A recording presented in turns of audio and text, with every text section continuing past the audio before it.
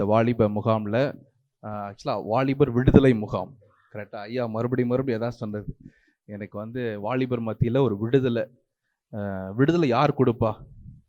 Who will deliver us? God will deliver us. But through whom? Through Holy Spirit.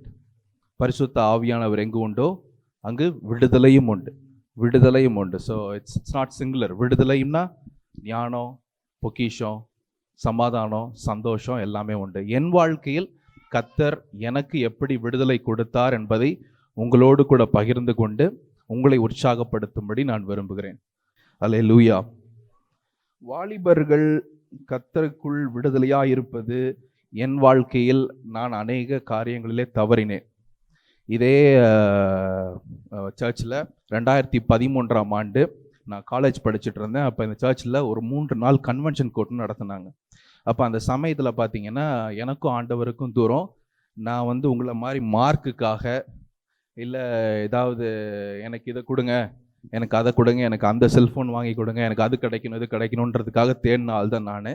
ஆனால் கர்த்தர் என் வாழ்க்கையை மாற்றினார். 1 கொரிந்தியர் 15:19 படி, இம்மைக்காக மாத்திரம் நம் ஆண்டவரை தேடுவோமானால் எல்லா மனிதரை பார்க்கலும் நாம் பரிதபிக்கப்பட்டவர்களாக இருப்போம். நான் அப்படிதான் தேடினேன். ஆண்டவருக்காக வந்து எனக்கு வந்து நல்ல மார்க் கிடைக்கணும் அப்படின்றதுக்காக தான் நான் தேடினேன். ஆனால் ஒரு காலகட்டம் வந்தது, கர்த்தர் அதெல்லாம் வந்து மெய்யான ஆசீர்வாதம் இல்லை என்பதை சத்தியத்தின் மூலம் கர்த்தர் எனக்கு விடுதலை கொடுத்தார்.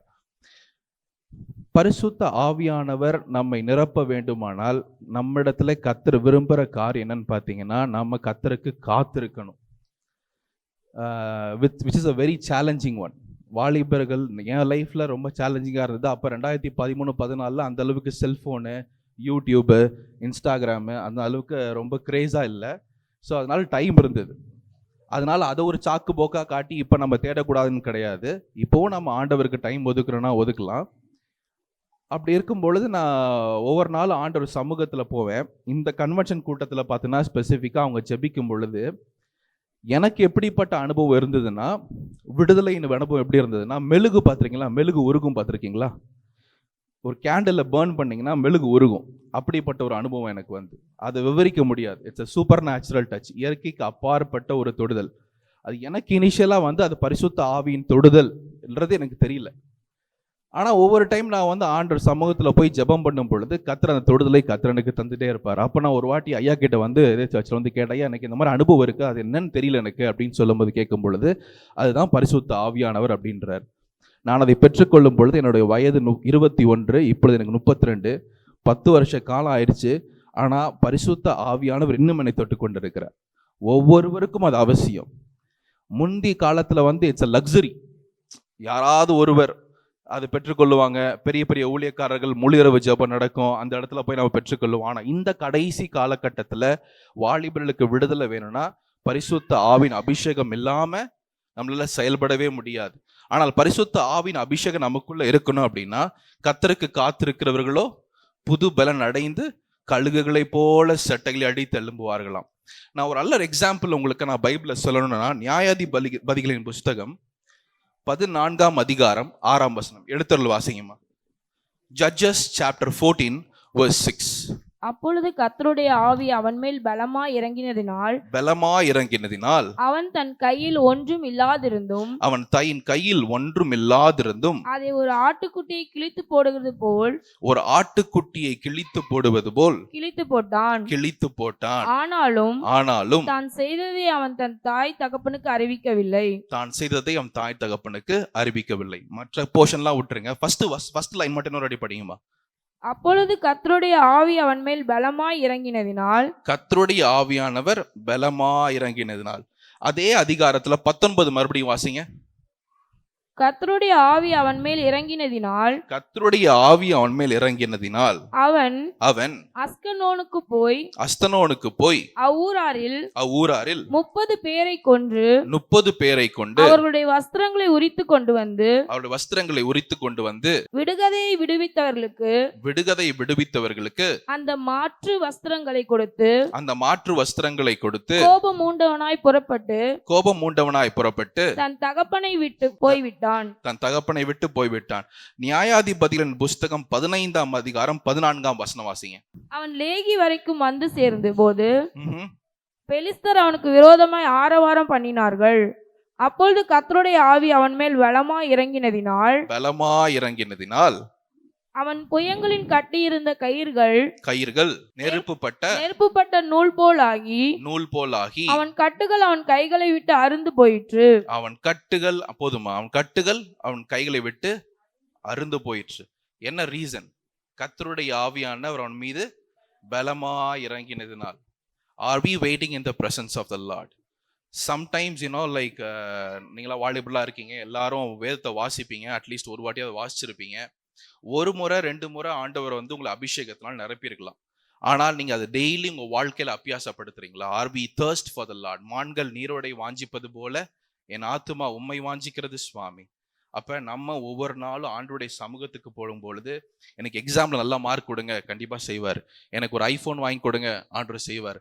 ஐபேட் வாங்கி கொடுங்க, செய்வார். எனக்கு இன்ஸ்டாகிராமில் என் போஸ்ட்டுக்கு நிறைய லைக் வரணும், ஆண்டவர் செய்வார். ஏன்னா ஒரு சேனல் ஆரம்பிக்கணும், யூடியூப்ல சேனல் ஆரம்பிக்கணும், அதை மானிட்டைஸ் பண்ணணும், கர்த்தர் செய்வார். But that's not the priority. Seek first the kingdom of the Lord and all these things will be added unto you. முதலாவது என்னோட ராஜ்யத்தையும் ஒரு நீதியும் தேடுங்கள், அப்பொழுது எல்லாம் உங்களுக்கு கூட கொடுக்கப்படும். நீங்க ஆண்டவரை எவ்வளவுக்கு எவ்வளவு தேடுறீங்களோ அவ்வளவுக்கு அவ்வளவு உங்களுக்கு ஆசீர்வாதம் இருக்கும். மெட்டீரியல் உலக பிரகாரமான ஆசீர்வாதங்கள் வந்து நீங்க ஸ்பிரிச்சுவல் லைஃப்ல நீங்க எந்த அளவுக்கு ஆண்டவர் நெருங்கி இருக்கீங்களோ அப்படிதான் உங்களுடைய உங்களுடைய உலக பிரகாரம் ஆசீர்வாதம் இருக்கும். நான் அதுக்கப்புறம் சின்ன உதாரணம் சொல்லணும்னா, இப்ப இருக்கிற யூத்ல ரோல் மாடலா எடுத்துக்கிறாங்களா, யூடியூப் அதிகமா பாக்குறாங்க. யூடியூப் இந்த ரீல்ஸ் நீங்க தொடர்ந்து பார்த்துட்டே இருக்கீங்க பாத்தீங்களா, அது என்ன ஹார்மோன் ஜென்ரேட் பண்ணோம்னா டோபமைன் அப்படின்னு ஒரு ஹார்மோன் ஜென்ரேட் பண்ணோம் ஆக்சுவலாக. ஸோ அதை வந்து சயின்டிஸ்ட் வந்து கண்டுபிடிச்சிருக்காங்க. நீங்கள் அதுக்கு எந்த அளவுக்கு ஈல்டா, ஏன்னா நான் அந்த ஒரு கட்டத்தில் நானுமே அதுக்குள்ளே போனேன். எனக்கு காலைல எஞ்சோடனே ரீல்ஸை பார்க்குறது அந்த மாதிரி ஒரு விஷயம் இருந்தது. பட் அது என்னைக்கு அது வந்து ஒரு பாவ அடிமைத்தனம் அப்படின்னு நான் கண்டுபிடிச்சனோ, அதுக்கப்புறம் I am not touching it. Actually every morning I'm waking up, I'm not touching the cellphone, I'm touching the Bible. உங்கள் வாழ்க்கையில் நீங்கள் அதை செய்யும் பொழுது கர்த்தர் அது உங்களுக்கு விடுதலையாக கொடுப்பார். நான் அப்புறம் 12th படிக்க ஆரம்பிக்கும் போது I got a good marks. தேர்வு எழுதுகிற மார்க்குள்ள நீங்கள் இருப்பீங்கன்னு நினைக்கிறேன். When you study with God's presence, ஏதாவது ஒரு காரியம் உங்களுக்கு புரியலை, எனக்கு இது விளங்கலை அப்படின்னா அந்த பேஜில் கையை வச்சு ஆண்டவரே எனக்கு இதை சொல்லிக் கொடுங்க அப்படின்னு சொல்லிட்டு நீங்கள் ஒவ்வொரு நாளும் ஜெபம் பண்ணி செய்யும் பொழுது கர்த்தர் உங்களுக்கு அந்த விடுதலையை கொடுப்பார். நான் இன்னொரு விஷயம் உங்ககிட்ட ஒன்று சொல்லணும் அப்படின்னா, நீங்கள் படிக்கிற இடத்துல இன்னைக்கு ஸ்கூலில் படிக்கிறீங்க, நாளைக்கு காலேஜுக்கு போகிற இடத்துல தேவனுடைய சுவிசேஷத்தை உங்கள் நண்பர்களிடத்துல சொல்வதற்கு மறக்காதீங்க. நான் அதை செஞ்சு என் வாழ்க்கையில் அது ஒரு பிளெஸ்ஸிங்காக இருந்தது. அதை நான் உங்ககிட்ட ஒரு எக்ஸாம்பிளோட சொல்லணும்னா, புத்தர் எத்தனை பேர் புத்திசம் ஃபாலோ பண்ணுவீங்கன்னு தெரில, பட் புத்தர் என்ன தத்துவ ஞானி இந்த உலகத்தில் இருக்கும் பொழுது ஒரு அம்மா வந்து அவங்க கிட்ட வந்து கேட்டாங்களாம், அம்மா என் பையன் இறந்துட்டான், அவரோட மகன் இறந்துட்டாங்க, அந்த அம்மாவோட மகன் வந்து இறந்துட்டாங்க. அவங்க வந்து புத்தர்கிட்ட கேட்குறாங்களாம், என் மகன் இறந்துட்டான், இனிமே ஒரு இழப்பு என் குடும்பத்தில் வராதபடி நீங்கள் எனக்கு ஒரு சொல்யூஷன் சொல்லுங்க, எனக்கு ஒரு ஆன்சர் சொல்லுங்க அப்படின்னு சொல்லிட்டு புத்தர்கிட்ட வந்து கேட்டாங்களாம். உடனே புத்தர் சொன்னாரா, நீ இந்த கிராமத்தில் எல்லா வீட்டுக்கும் போயிட்டு எந்த வீட்டில் கடுகு இல்லைன்னு கண்டுபிடிக்கிறியோ அப்போ உனக்கு அந்த வரம் உனக்கு வந்துடும், உன் வீட்டில் யாருமே இறக்க மாட்டாங்க அப்படின்னு சொல்லிட்டாராம். அந்த அம்மா அந்த கிராமத்தில் இருக்கிற எல்லா வீட்டுக்கும் போனாங்களாம், ஒரு வீட்டில் கூட கடுகு இல்லாமல் இல்லையா. அதைத்தான் வந்து நீங்கள் மத்தேயு 13:31-32, மார்க் 4:31-32 ஆண்டவர் சொல்றாரு, பரலோக ராஜ்யம் எப்படி இருக்கிறது, ஒரு கடுகு விதைக்கு ஒப்பா இருக்கிறது. It is affordable. Mustard seed is affordable. So தேவ ராஜ்யம் வந்து it's always affordable and available. Are we seeking? Are we telling the truth to our friends? ஈஸியாக கிடைக்கக்கூடிய ஒரு காரியம், பரிசுத்த ஆவியான ஈஸியாக கிடைக்கக்கூடிய காரியம். Are we seeking? அந்த ஏழை விதவை வந்து போய் எல்லார் வீட்லேயும் கதவு தட்டின மாதிரி நம்ம தட்டுறோமா? We got to seek it. So அது ஒரு அருமையான ஒரு காரியம் உங்ககிட்ட ஷேர் பண்ணணும்னு சொல்லிட்டு யோசிச்சேன்.